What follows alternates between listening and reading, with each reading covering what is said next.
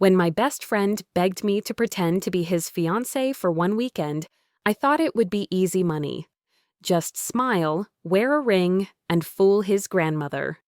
But when I walked into that mansion, I had no idea I was stepping into a web of lies that would change everything. If you love stories about fake relationships that turn into something real, hit that like button right now and subscribe for more dramatic tales. Trust me, you won't see this twist coming. Now, let me tell you how a simple favor turned my world upside down. It was a Thursday night, and I was drowning in textbooks and unpaid bills when my phone rang. Jake's name flashed on the screen, and honestly, I almost didn't answer.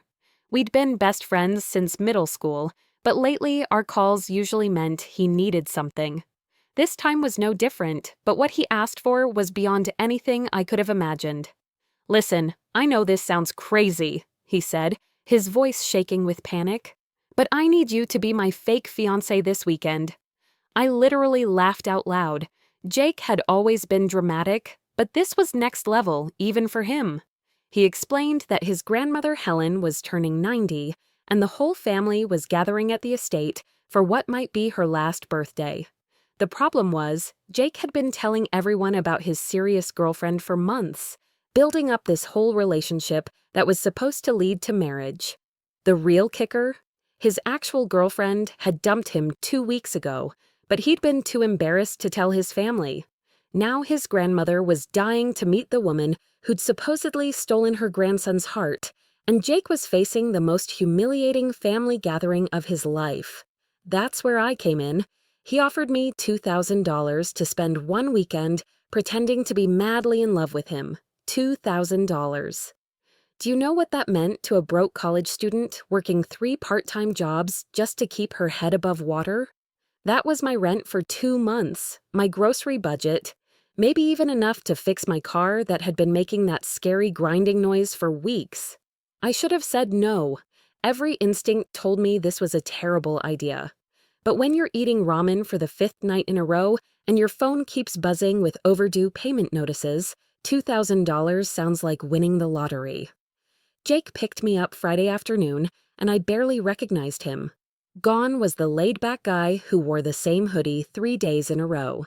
He was dressed in an expensive suit, his hair perfectly styled, looking every inch the wealthy heir I'd somehow forgotten he was.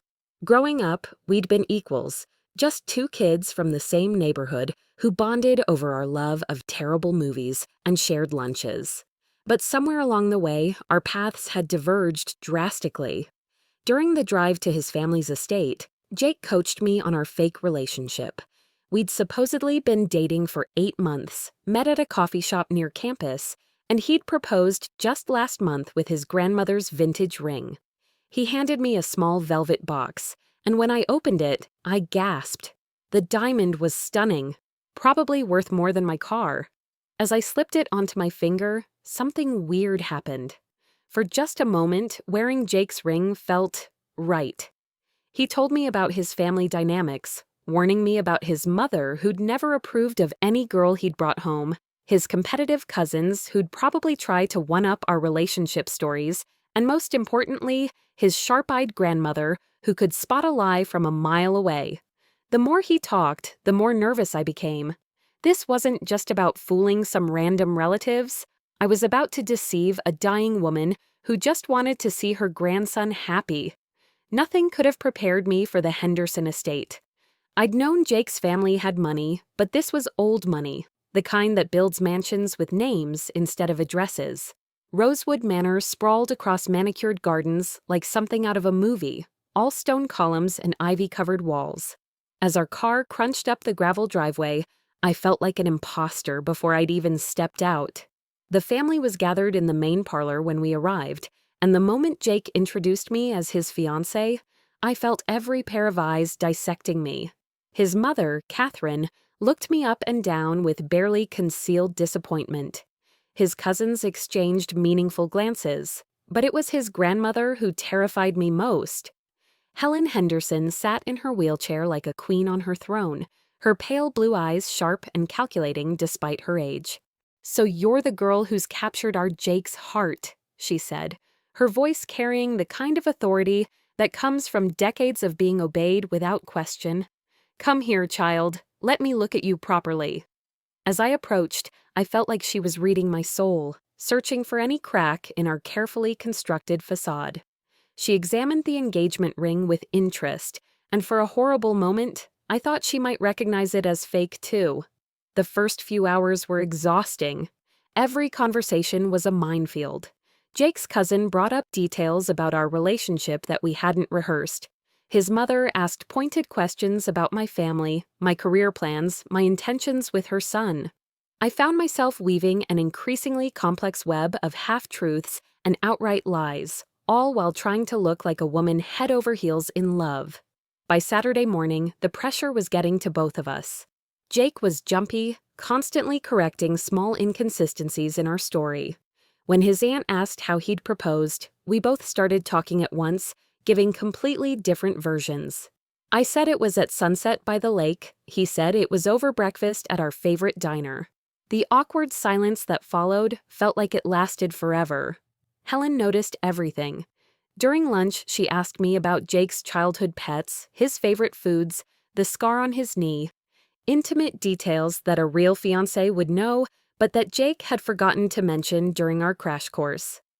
I fumbled through the answers, making educated guesses based on our friendship, but I could see suspicion growing in her eyes. The worst part was that somewhere between the fake hand-holding and practiced smiles, something real was happening. When Jake wrapped his arms around me from behind while we watched the sun set, my heart raced in a way that had nothing to do with our performance. When he whispered, "Thank you for doing this," in my ear, his voice soft and grateful, I felt butterflies I hadn't expected. This was supposed to be business, but my traitorous heart was turning it into something else entirely. That night, as we sat in Jake's childhood bedroom, going over our story for the 100th time, he looked at me with an expression I'd never seen before. "You know," he said quietly, "I never realized how beautiful you are when you smile like that." The moment stretched between us, charged with possibility, before we both remembered this was all pretend. Sunday morning brought disaster in the form of Helen's private investigator. Apparently, she'd hired someone to look into me the moment Jake announced our engagement. Over breakfast, she calmly read from a file containing every detail of my real life, my part-time jobs, my struggling grades, my family's financial troubles. But the worst revelation was yet to come. "According to this report," Helen said, her voice dangerously calm, "you and Jake have been friends for years, but there's no evidence of any romantic relationship until this weekend. No photos together at restaurants, no social media posts, no witnesses to this great love affair." The room fell silent. Jake's face went white. I felt like I was going to be sick. But then Helen surprised us all. Instead of exposing us publicly, she asked to speak with me privately. In her elegant sitting room, surrounded by decades of family photos, she laid out the truth with surgical precision. She knew we were lying. She'd known from the moment we walked through the door.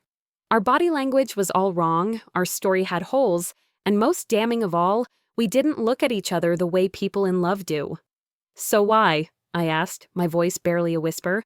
"Haven't you said anything?" Helen smiled then, and for the first time since I'd met her, she looked genuinely warm. "Because, my dear, I've been watching you both very carefully this weekend, and I've seen something interesting happen." What Helen told me next changed everything I thought I knew about the weekend. She hadn't just hired a private investigator to expose our lie. She'd orchestrated the entire situation. Helen had known about Jake's breakup weeks before he'd called me. She'd been the one to suggest he bring his girlfriend to meet her, knowing full well he'd panic and do something desperate. "I've been watching that boy pine after you for years," she said, pulling out a photo album I hadn't seen before. Inside were pictures of Jake and me from high school, college parties, study sessions, photos I didn't even know existed. In every single one, Jake was looking at me with unmistakable affection, while I remained obliviously focused on something else. "He's been in love with you since you were teenagers," Helen continued, "but he never had the courage to risk your friendship by telling you. When his relationship ended, I saw an opportunity to give him the push he needed. She'd manipulated the entire weekend, from the fake emergency to the family gathering, creating a situation where we'd have to act like a couple and maybe, just maybe, realize what was right in front of us. The inheritance story Jake had mentioned, that was real but with a twist. Helen's will stated that Jake would inherit the family fortune only if he was married by 25 to someone who truly loved him, not his money, but him. She'd watched me all weekend, seeing how I interacted with Jake when I thought no one was looking, how I protected him from his mother's criticism, how I laughed at his terrible jokes, not because I was paid to, but because I genuinely found him funny. "You passed every test I put you through," Helen said, "not because you're a good actress, but because you're already in love with him. You just don't know it yet." When Helen finished her story, I felt like the ground had shifted beneath my feet. Everything I thought I understood about the weekend was wrong. Jake hadn't just called me because I was convenient. He'd called me because he was in love with me and too scared to admit it. The tender moments we'd shared, the electric touches, the way he'd looked at me when he thought I wasn't watching, none of it had been acting. I found Jake on the estate's back terrace, staring out at the gardens with his shoulders hunched in defeat. He thought our charade had been exposed, and he was about to lose everything. When I told him about my conversation with his grandmother, he went through the same emotional whiplash I had: confusion, disbelief, and finally a dawning hope that was beautiful to watch. "Is it true?" I asked him, my heart pounding. "Have you really been in love with me all this time?" Jake turned to face me, and I saw tears in his eyes. "God, yes," he whispered.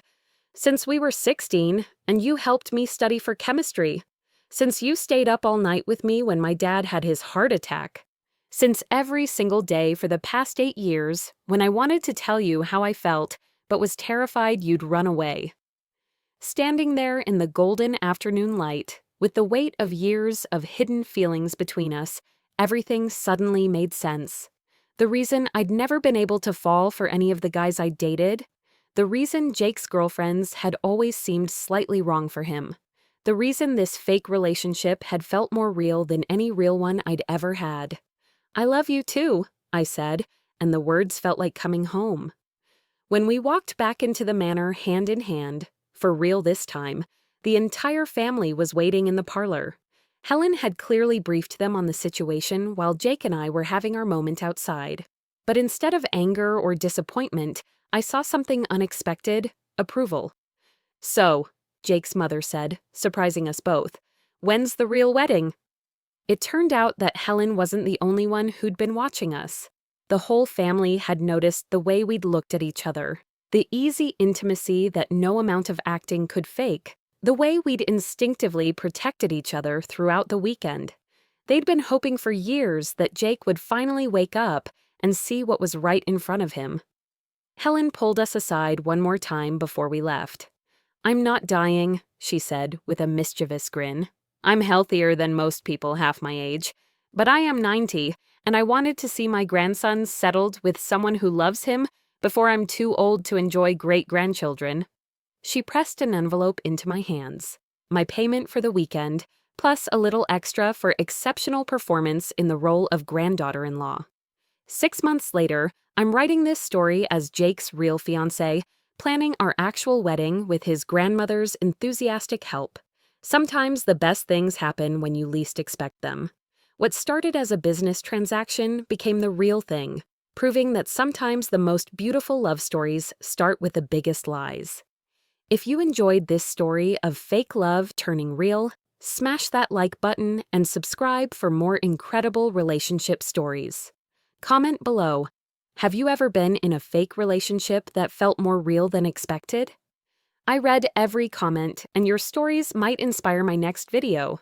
Until next time, remember that sometimes love finds you in the most unexpected ways. You just have to be brave enough to let it.